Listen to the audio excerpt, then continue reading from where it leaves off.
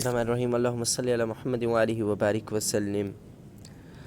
حضور نبی کریم صلی اللہ علیہ وسلم کی ایک حدیث میں آیا ہے کہ جو شخص نماز کا اہتمام کرتا ہے اللہ جل شانہ 5 طرح اس کا اکرام و اعزاز فرماتے ہیں۔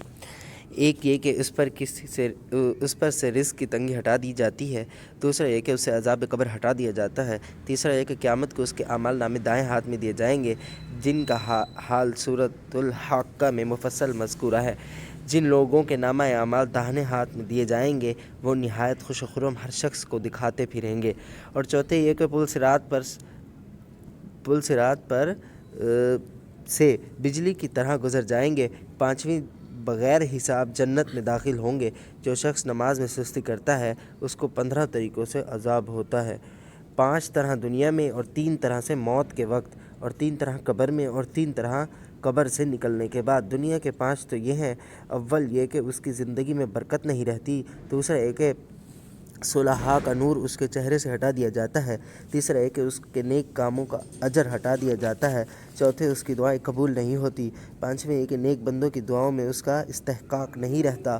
اور موت کے وقت 3 عذاب یہ ہیں کہ اول ذلت سے مرتا ہے، دوسرا بھوکا مرتا ہے، تیسرا پیاس کی شدت میں مرتا ہے، اگر سمندر بھی پی لے تو پیاس نہیں بجھتی۔ قبر کے 3 عذاب: اول اس پر قبر اتنی تنگ ہو جاتی ہے کہ پسلیاں ایک دوسرے میں گھس جاتی ہیں، دوسرے قبر آگ جلا دی جاتی ہے، تیسرا قبر میں ایک سانپ بھی اس پر ایسی شکل کا مسلط ہوتا ہے جس کی آنکھیں آگ کی ہوتی ہیں اور ناخن لوہے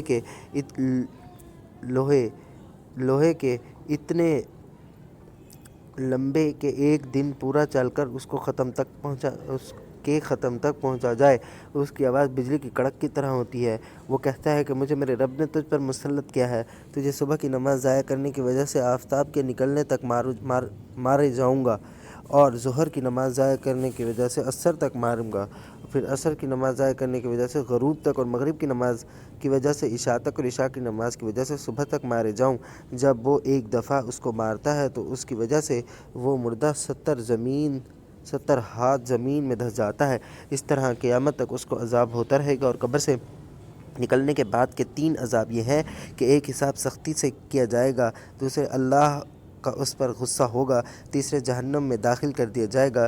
یہ کل میزان 14 ہوئی، ممکن ہے کہ 15ویں بھول سے رہ گیا ہو، اور ایک روایت میں یہ بھی ہے کہ اس کے چہرے پر 3 سطریں لکھی ہوئی ہوتی ہیں: پہلی سطر اور اللہ کے حق کو ضائع کرنے والے، دوسری سطر اللہ کے غصے کے ساتھ مخصوص، تیسری سطر جیسا کہ تو نے نماز میں اللہ کے حق کو ضائع کیا، آج تو اللہ کی رحمت سے مایوس ہے۔ اللہ اکبر۔